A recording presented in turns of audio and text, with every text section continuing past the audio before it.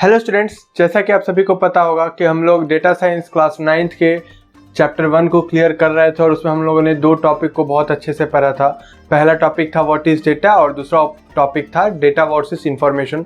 I think कि उस chapter में अब आपको कोई भी दिक्कत नहीं होगी, सारे कॉन्सेप्ट्स क्लियर हो गए होंगे। जैसा कि मैंने वादा किया था कि सीबीएसई में जो भी डेटा साइंस के book from class 8 to 12 publish हुए हैं, उन सारे बुक्स के उन सारे चैप्टर्स के एक ही कॉन्सेप्ट को हम लोग बहुत बारीकी से बहुत डिटेल में इसी YouTube चैनल पर कंप्लीट करेंगे। अगर आपको डेटा साइंस के फंडामेंटल स्ट्रॉन्ग करने हैं और अगर आपको कोडिंग या डेटा साइंस नहीं आती है तो सीबीएसई और माइक्रोसॉफ्ट के कोलैबोरेशन के द्वारा बनाए गए इस बुक से बेस्ट बुक आपके लिए अभी कोई नहीं हो सकता है, अगर आप क्लास 6 to 12 के हैं। अगर आपने इस चैनल को सब्सक्राइब नहीं करा तो प्लीज़ इस यूट्यूब चैनल को सब्सक्राइब कर दीजिएगा और बेल नोटिफिकेशन आइकन को हिट कर दीजिएगा ताकि कोई भी ऐसी इंपॉर्टेंट वीडियोज़ आपसे मिस ना हो पाए।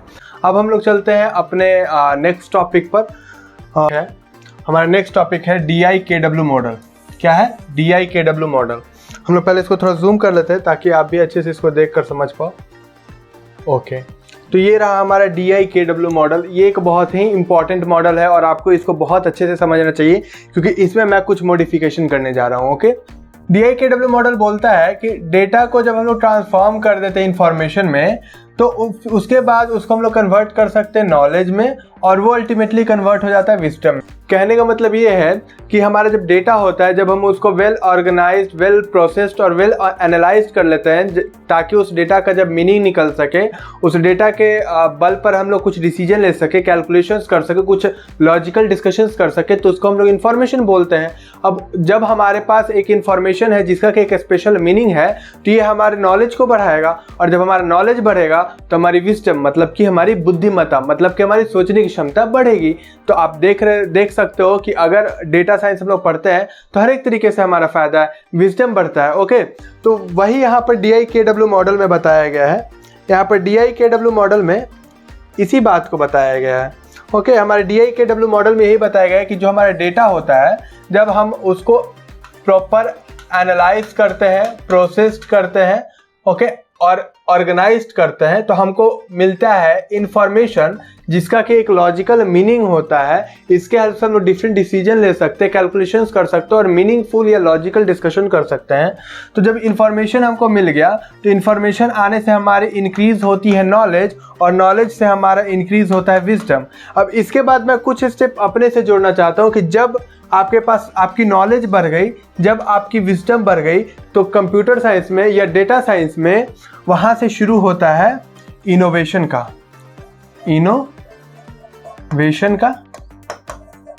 या इन्वेंशन का।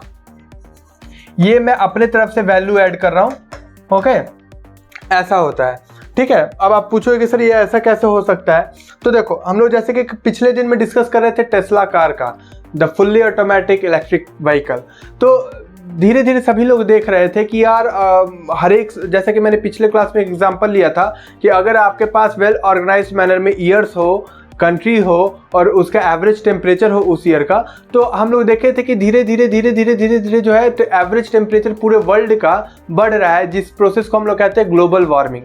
अब ये ग्लोबल वार्मिंग हमारे वर्ल्ड के लिए बहुत ही बड़ी टेंशन है, बहुत ही बड़ी सिरदर्द है, क्योंकि ये आने वाले समय में अगर इसको नहीं रोका गया, नहीं कंट्रोल किया गया तो हम ह्यूमंस का अर्थ पर रह पाना, सर्वाइव कर पाना मुश्किल हो सकता है।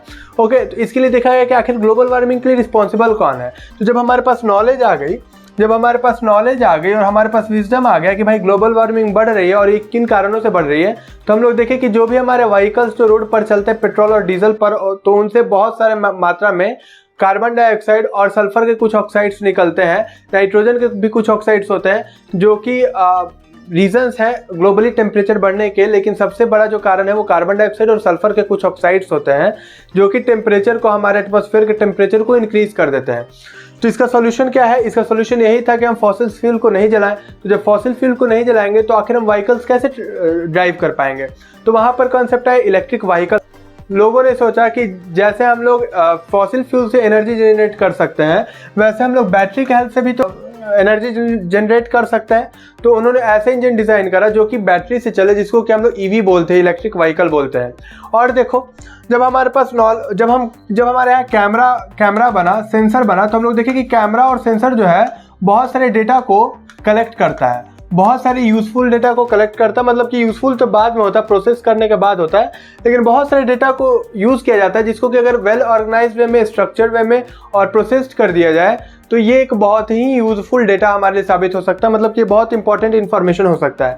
फिर इसको क्या किया गया कि कार में डिफरेंट एंगल से कैमरे लगाए गए, सेंसर्स लगाए गए और उसमें कुछ ऐसे कोड्स लिखे गए, कुछ ऐसे प्रोसेसिंग किया गया कि जैसे ही आपको जो भी इंस्ट्रक्शंस ऑब्स्ट्रक्शन जैसे ही दिखे, मतलब कि सामने आपको अगर कोई भी चीज़ दिखे, कोई भी रुकावट दिखे तो आपको अपनी स्पीड को लो कर लेना है। अगर 1 किलोमीटर तक कोई आपको रुकावट नहीं दिख रही है तो आपको अपनी स्पीड तेज कर देना है।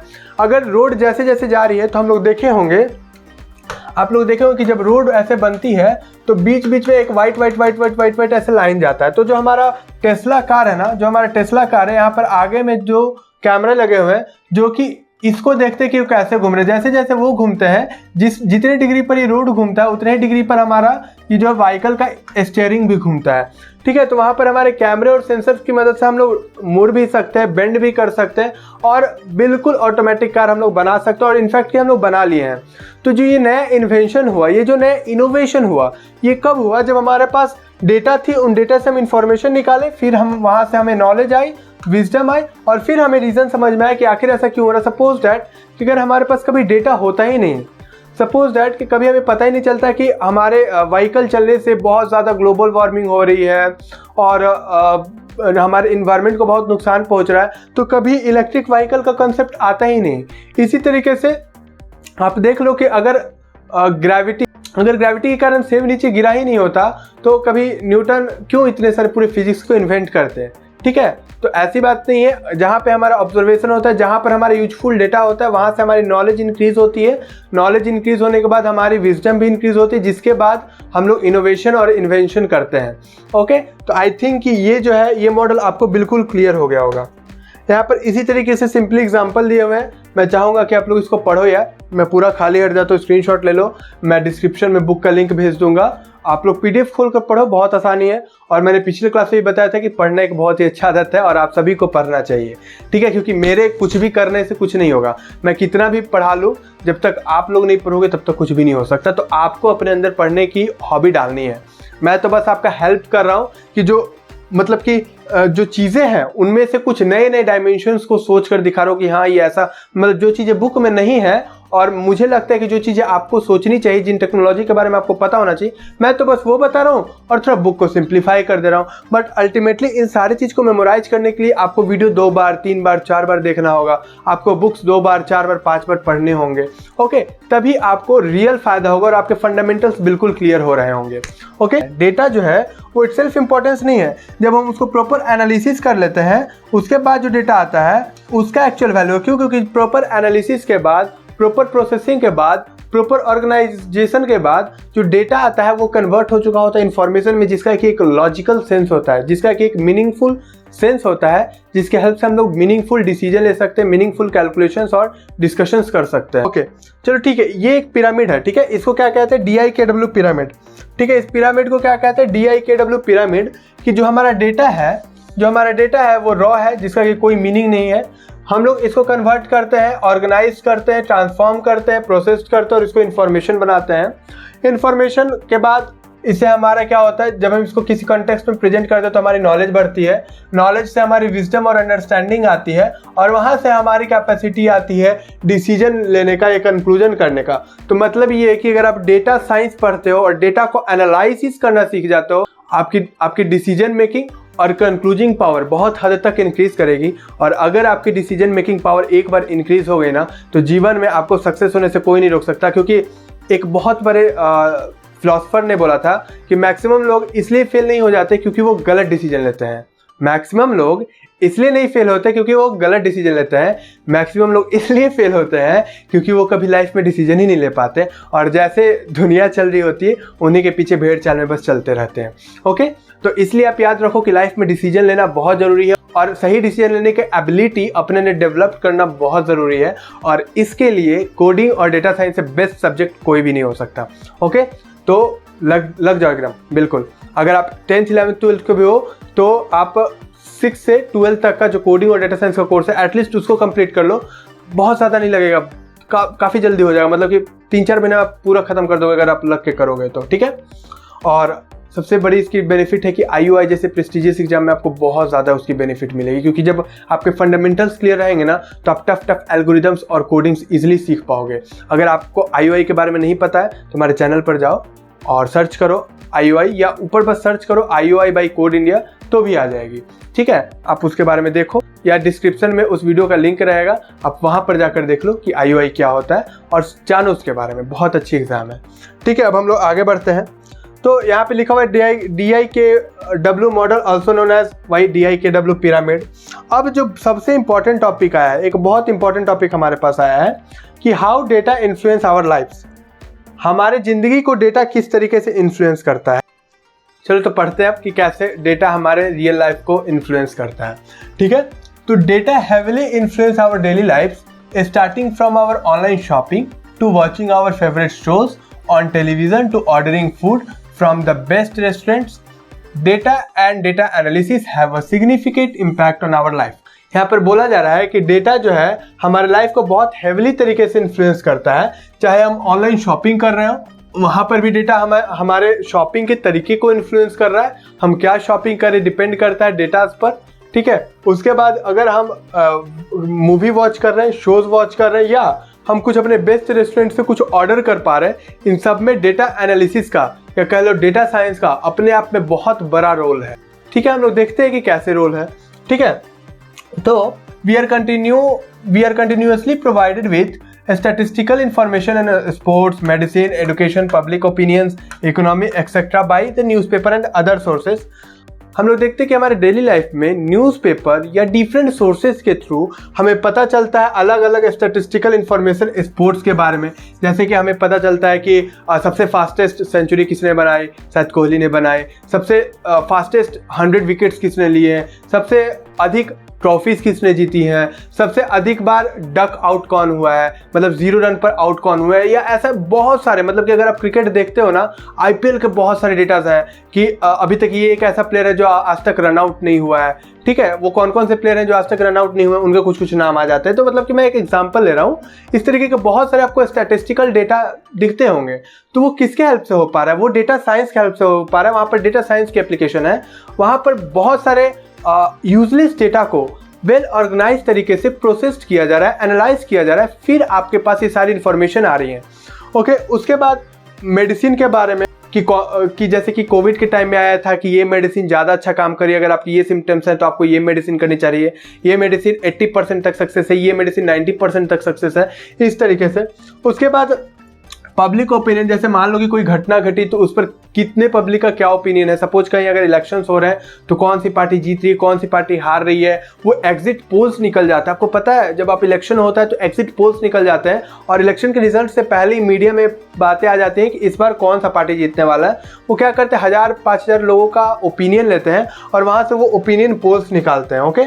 उसके बाद इकोनॉमी के बारे में भी बहुत सारा चार्ट आता है कि डिमोनेटाइजेशन के पहले की स्थिति क्या थी, डिमोनेटाइजेशन के बाद की स्थिति क्या आई, डिजिटल बैंकिंग किस रेट से बढ़ा है। जैसे कि आपको पता होगा कि शायद इंडिया वर्ल्ड में सबसे अधिक डिजिटल बैंकिंग करता है। वर्ल्ड में सबसे अधिक अगर इंडिया डिजिटल बैंकिंग होती है तो वो इंडिया में होती है। तो ये सारी चीज़ें कैसे पता चली? ये सारी चीज़ें पता चली हमें डेटा साइंस के एप्लीकेशन से, डेटा साइंस के हेल्प से, ओके।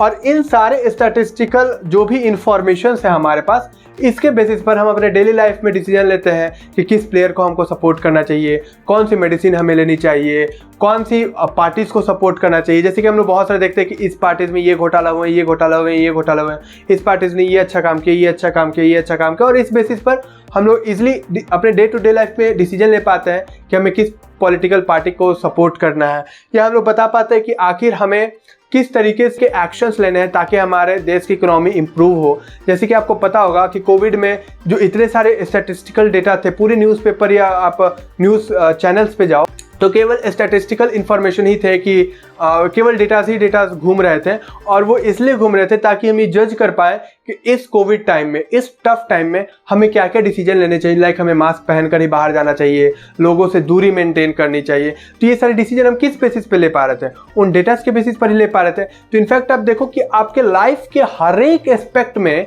जो भी आप डिसीजन लेते हो वहाँ पर डेटा के हेल्प से ही आप डिसीजन लेते हो। इनफैक्ट आप हर एक तरीके से डेटा साइंस के एप्लीकेशन से घिरे हुए।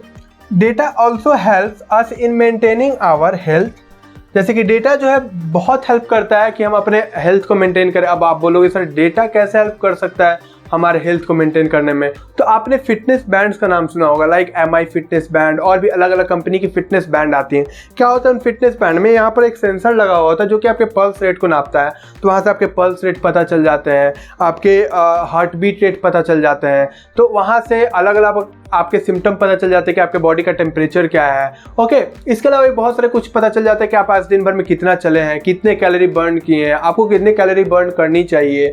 ठीक है, तो इसके हेल्प से हम लोग अपने हेल्थ को ट्रैक कर सकते हैं। अब वो क्या होता है, हर एक फिटनेस बैंड का अपना एक ऐप रहता है। जब आप उस ऐप पे जाओगे तो जो भी फिटनेस बैंड जो भी डेटा कलेक्ट कर रहा है वो सारा उस ऐप में ट्रांसमिट हो रहा है। वो ऐप का काम क्या है कि डेटा साइंस के हेल्प से वो उस डेटा को ऑर्गेनाइज कर रहा है, वेल प्रोसेस्ड कर रहा है और स्ट्रक्चर्ड मैनर में आपको दिखा रहा है। तो आपको पता चलता है लगता है मेरी बीपी बढ़ गई है, मुझे यही चीज़ नहीं खानी चाहिए।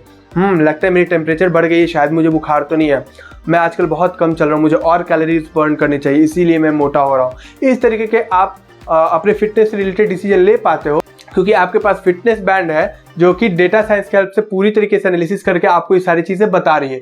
तो वहाँ पर भी डेटा साइंस का एप्लीकेशन है। ओके, इसके बाद अगर आगे बढ़ते हैं तो यहाँ पर लिखा हुआ है कि we can also make career decisions by analysing various educational options.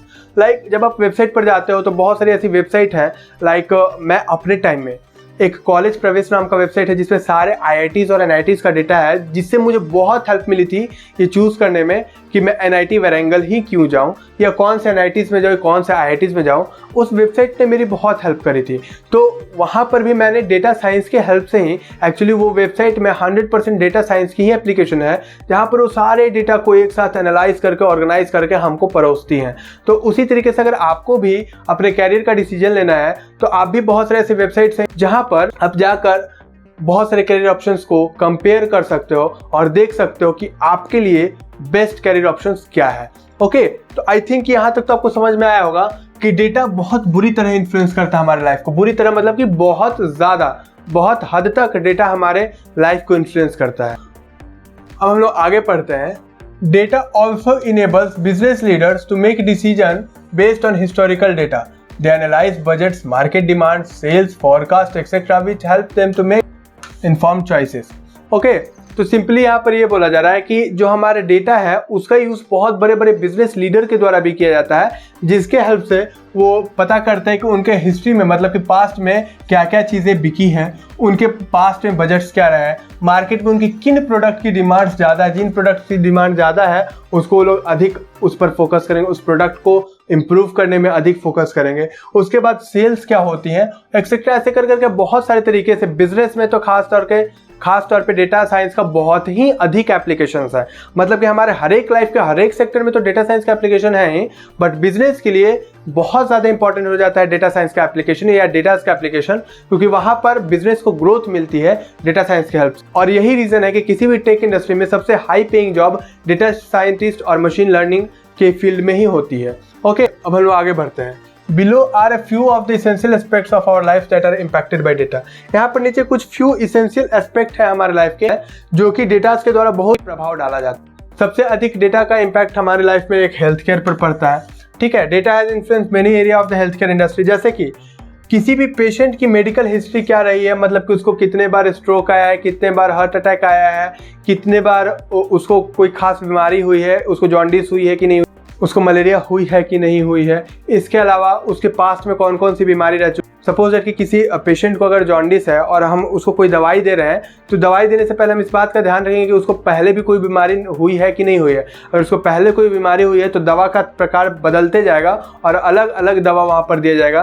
तो किसी भी पेशेंट को अच्छे से चेक करने के लिए वहाँ पर हम डेटा साइंस का बहुत अच्छे से यूज़ करते हैं, जहाँ पर हम लोग देखते हैं कि उसके पास्ट में सिम्टम्स क्या थे, पास्ट में बीमारियाँ क्या थी और उसके हिसाब से कौन सा मेडिसिन उसको सूट करना। आने वाले समय में एक डॉक्टर का काम बहुत हद तक नॉर्मल केसेस में मशीन्स रिप्लेस कर देंगी, जहां पर आप अपने सिम्टम्स डालोगे और वो आपके लिए एग्जैक्ट दवा बता देंगी। आप अपने जितने भी पास्ट हिस्ट्री है आप डालोगे कि आपको आज से पहले क्या क्या सिम्टम्स रह चुके, क्या क्या बीमारियां रह चुकी हैं और अभी आपके पिछले 5 से 6 दिन में क्या क्या सिम्टम्स है, और उनको एनालिसिस करने के बाद मशीन बता देगी कि आपको कौन सा दवा कितने बार कैसे खाना है।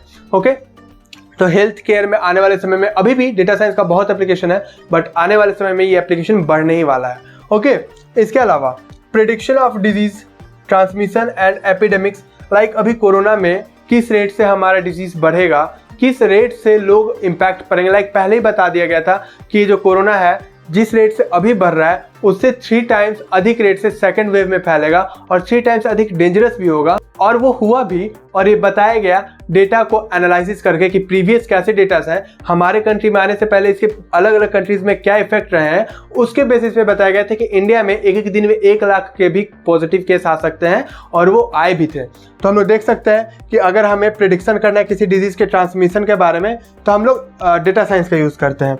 उसके बाद बहुत सारे ट्रीटमेंट प्रोटोकॉल्स होते हैं और पोटेंशियल क्योर्स होते हैं जो कि हम लोग डेटा साइंस के हेल्प से ट्रैक कर पाते हैं। और personal fitness device like wrist band या फिटनेस बैंड, इसके बारे में तो मैंने अभी बहुत डिटेल में डिस्कशन करा है, तो आई डोंट थिंक कि मुझे डिस्कशन करने की ज़रूरत है। अब हम लोग देखते हैं कि अब हमारे लाइफ का कौन सा पार्ट है, कौन सा पोर्शन है जो कि डेटा के द्वारा इम्पैक्ट किया जाता है, तो वो है हमारा ऑनलाइन शॉपिंग। जब भी हम लोग ऑनलाइन शॉपिंग करते हैं लाइक फ्लिपकार्ट पर, अमेज़ॉन पर, तो हम लोगों ने पास में जो जो चीज़ें खरीदी होती हैं, जो जो चीज़ें सर्च करी होती हैं, वो सारी चीज़ों को ध्यान में रख के उसी टाइप के प्रोडक्ट्स हमें देते हैं ताकि उनका सेल्स इंक्रीज़ हो।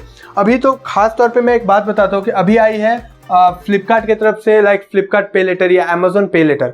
वो लोग देखें कि यार शुरुआती 1 तारीख से 5 तारीख तक या 1 तारीख से 10 तारीख तक, हर एक मंथ के 1 तारीख से 10 तारीख तक तो हमारी सेल्स बहुत ज़्यादा रहती है, लेकिन 10 से लेके आखिरी महीने तक हमारी सेल्स बहुत घट जाती है। उन्होंने सोचा इसका रीज़न क्या है, तो इसका रीज़न ये है कि शुरुआती मंथ में सैलरी आती है और इसलिए वो लोग इजीली खर्च कर पाते हैं, लेकिन उसके बाद तो उनके पास सैलरी होती नहीं है, खर्चे हो जाते हैं बहुत, तो इसलिए वो लोग स्पेंड नहीं कर पाते हैं और वो चीज़ें नहीं खरीद पाते। तो उन्होंने अमेज़ॉन पे लेटर का कॉन्सेप्ट निकाला कि आप पूरे महीने फ्री में शॉपिंग करो, जितना शॉपिंग करना करो, और नेक्स्ट मंथ के 5 तारीख तक आप बिल पे कर देना। तो जब उन्होंने देखा कि एक तो पूरे महीने सेल्स अच्छी रहती है और 5 तारीख को जो पोटेंशियल कस्टमर होते हैं वो पे भी कर देते हैं, क्योंकि उन्हें भी तो डर रहता है कि उनका सिविल खराब हो जाएगा, फाइन खराब हो जाएगा ना। ठीक है, तो ये एक बहुत अच्छा इनोवेशन था। ये किसके बेसिस पर हो पाया? ये डेटास के एप्लीकेशन, जब वो लोग एनालाइज किए कि हमारी सेल्स आखिर लास्ट डेट ऑफ मंथ्स में क्यों डाउन जा रही हैं, उसके बाद उन्होंने ये सारी चीज़ें यूज़ करा। तो आप देखते हो कि ऑनलाइन शॉपिंग में भी डेटास का बहुत ही हाईली इम्पैक्ट है, बहुत अधिक और बहुत अच्छे तरीके से डेटा को यूज़ किया जाता है आपके ऑनलाइन शॉपिंग में। इनफैक्ट आप जब ऑनलाइन शॉपिंग करते हो तो आप हर एक तरीके से अपने पिछले डेटास के से आप जुड़े हुए होते हैं। अब हम लोग बात करते हैं कि एडुकेशन में डेटा का क्या रोल है। तो अगर हम लोग एडुकेशन में डेटा का बात करें तो आज most of the educational institutions जो हो गए हैं वो आपके एडमिशन ऑनलाइन लेते हैं, जहां पर वो आपके प्रीवियस डेटास देखते हैं कि आपने प्रीवियस कैसा परफॉर्म करा है और आपने कहां कहां पर बहुत ज़्यादा परफॉर्म करा, जिस फील्ड में आप ज़्यादा अच्छा परफॉर्म करते हो उस बेसिस पर आपको अलग अलग स्कूल्स में एडमिशन मिलते हैं। तो मतलब कि जब आप एडमिशन लेने जाते हो वहाँ पर भी आपके डेटास का बहुत अच्छे तरीके से यूज़ किया जाता है और आपको बताया जाता है कि आपके लिए कौन सा इंस्टीट्यूशन बेस्ट है या कौन सा करियर ऑप्शंस बेस्ट है। तो एजुकेशनल इंस्टीट्यूशन में इसी तरीके से डेटास का यूज़ किया जाता है। हम लोगों ने ये डिस्कस ऑलरेडी कर रखा है। इसके बाद हम लोग चलते हैं एक एक्टिविटी पे, ठीक है। उससे पहले हम लोग देखते हैं ट्रैवल के बारे में, ठीक है। तो आप कुछ पॉपुलर ट्रैवल ऐप्स को देख लो, ठीक है। वो आपको प्रेडिक्ट कर देती है ट्रैफिक कंजेशन के बारे में और अपने ट्रैवल को प्लान करने के लिए। तो का आप एग्जांपल ले सकते हो कि जब सपोज दैट आपको मनाली घूमने जाना है तो बता देते हैं कि सर अगर आप अभी जाते हो, मतलब कि जून जुलाई अगस्त में जाते हो, तो आपको इजीली रूम्स मिल जाएंगे, आप इजीली घूम सकते हो क्योंकि वहाँ पर भीड़ बहुत कम होता है। और जब आप ठंडे में जाओगे तो भीड़ वहाँ बहुत ज़्यादा होता है क्योंकि मनाली में सब लोग स्नोफॉल देखने जाते हैं, ठीक है। या ऐसे बहुत सारे ऐप्स है, वेबसाइट है, वो बता देते हैं कि आप किस समय पर जाओगे तो आप आसानी से घूम लोगे और ट्रैफिक कंजेशन काफ़ी कम मिलेगा। तो ट्रैवल में भी बहुत हद तक आपका डेटा यूज़ होता है। इनफैक्ट जब आप गूगल मैप पर देखोगे तो आप जहाँ भी जा रहे हो वो लोग बता देते हैं कि किस पोर्शन में कितना हाई ट्रैफिक है। तो वो लोग भी डेटा की हेल्प से बताते हैं, सैटेलाइट से डेटा उनके पास रिफ्लेक्ट होकर आती है और उस डेटा को एनालाइज कर वो बताते हैं कि ट्रैफिक ज़्यादा है, मॉडरेट है या कम है, ठीक है। अगर कम होता है तो ग्रीन सिग्नल होता है, मॉडरेट होता है तो येलो सिग्नल होता है, और अगर बहुत हाई ट्रैफिक होती है तो रेड सिग्नल होती है। आपने गूगल मैप अगर यूज़ करा होगा तो आपने वहाँ पर देखा होगा, ओके। उसके बाद यहाँ पर हमें एक एक्टिविटी आप लोग को दे रहे हैं। आपको ये एक्टिविटी परफॉर्म करनी है कि क्राइम से लड़ने में डेटा और डेटा के एनालिटिक्स का क्या यूज़ है और न्यूज़ और इन्फॉर्मेशन में डेटा और डेटा एनालिसिस मतलब कि डेटा साइंस का क्या यूज़ है। ये 2 एक्टिविटी मैं आपको दे रहा हूँ। आप लोगों को ये कमेंट बॉक्स में मुझे कमेंट करना है। आइदर आप लोग लिख कर करो, या कोई रिपोर्ट रेडी करके करो, या आप अपने कॉपी में लिखकर फोटो खींच कर करो। आप कैसे भी कर सकते हो कि हाँ सर हमें समझ में आ गया। वैसे आप करो या ना करो, नेक्स्ट क्लास में मैं इसको डिस्कस करूंगा, बट मैं पहले आप लोग को ऑप्शन दे रहा हूँ कि आप लोग इसको डिस्कस करो। हम नेक्स्ट वीडियो में इसका आंसर देंगे आप लोगों को, ठीक है। अब चलते हैं हम लोग डिस्कस करते हैं ऑनलाइन शोज के बारे में कि आखिर ऑनलाइन शोज में किस तरीके से हम लोग डेटा का यूज करते हैं। With the advancement in data analysis techniques we are seeing most online streaming platforms recommending personalised content. They record previous watch history and determine.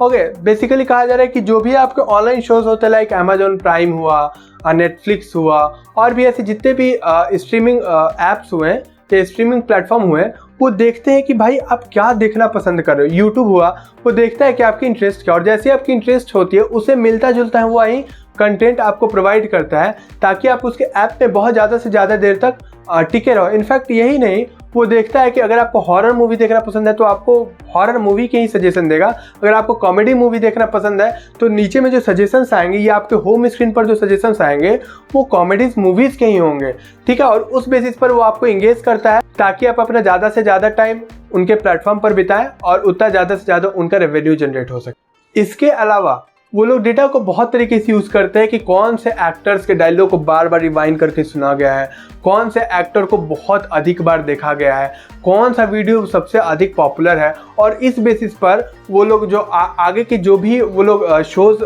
Design कर रहे होते हैं या मूवीज़ डिज़ाइन कर रहे होते हैं, मूवी बना रहे होते हैं, उनमें उनके प्रीवियस जितने भी टर्म है कि कौन सा एक्टर बेस्ट है, किस एक्टर की एक्टिंग लोगों को ज़्यादा अट्रैक्ट कर रही है, और हिस्ट्री भी लोग देखते हैं कि हिस्ट्री में किस किस एक्टर्स ने कैसा परफॉर्म करा है। उसके बेसिस पर वो अपने अगले कंटेंट को क्रिएट करते हैं और देखते हैं कि किस कंटेंट को सबसे ज़्यादा लोगों द्वारा पसंद किया जा रहा है, उस टाइप के कंटेंट को लोग लाने की कोशिश करते हैं और इस तरीके से वो अपने बिजनेस को बढ़ाते हैं। ओके, तो इस तरीके से ऑनलाइन शोज़ में डेटास को यूज़ किया जाता है। तो आज की क्लास में बस इतना ही, मिलते हैं अगले क्लास में और इस चैप्टर को हम लोग आगे बढ़ाएंगे। अभी ये चैप्टर काफ़ी लंबा है, ये तो आज इसका दूसरा ही लेक्चर हुआ। ओके, तो हम लोग धीरे धीरे करके आराम से सीखेंगे इसको, टेंशन नहीं लेनी है। अगर आपको ये वीडियो अच्छा लगा हो तो प्लीज़ इस वीडियो को लाइक करना और अपने फ्रेंड्स के साथ ज़रूर शेयर करना, क्योंकि आप लोग ही इस देश के फ्यूचर हो और यही फ्यूचर की टेक्नोलॉजी है। और अगर आप लोग एक दूसरे से शेयर करते हो तो आप सभी की नॉलेज बढ़ेगी और आप सभी कामयाब होगे अपने लाइफ में। Thank you.